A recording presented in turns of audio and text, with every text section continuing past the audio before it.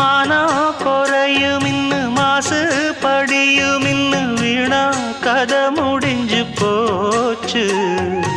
ஈசான மூலையில லேசான பள்ளி சத்தம் மாமன் பேர சொல்லி பேசுது.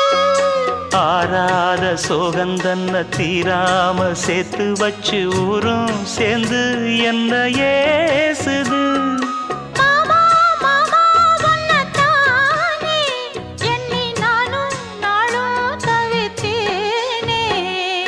கூண்டுக்குள்ள என்ன வச்சு கூடி நின்ன ஊற விட்டு கூண்டுக்குள்ள போனதென்ன கோலக்கிளியே.